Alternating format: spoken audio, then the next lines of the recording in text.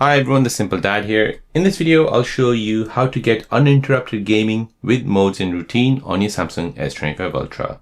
So on your Samsung S25 Ultra, you have modes and routine system, which allows your phone to switch into a custom game mode. So it blocks notification, adjusts brightness, optimizes performance, and it focuses all the resource on gameplay. So here, if you're enjoying a game and you don't want to be interrupted, then you need to turn this feature on your Samsung S25 Ultra. So let me show you how to do this. So before you start a game, you want to go ahead and bring down your quick panel menu, tap on settings. Now you want to go ahead and scroll down and find modes and routine. Here you need to go ahead and find the game mode, which is right here. Tap on this. Go ahead and tap on start. Now go ahead and choose when you want this mode to turn on. So when game is being played or when the app is open.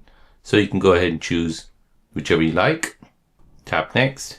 Now here you want to go ahead and make sure you want to go on do not disturb. So you want to mute calls and messages and you don't want any notifications from the apps. Press next. Here you want to go ahead and choose what to do in game mode. So do you want Wi-Fi on or off, sound mode, volume, media, eye comfort shield?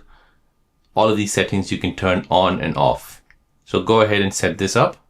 Tap done. And now game mode is on. So when you're playing game on your Samsung S25 Ultra, no one will disturb you.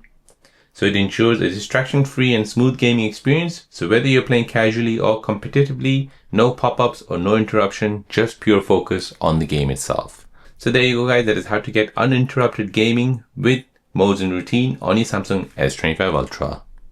If you're new on the channel and you want to find out more about your iPhone, your Android phone, or any other social media apps, then don't forget to subscribe to this channel to become a part of the Simple Dad community. Hit the like button if you find this video useful.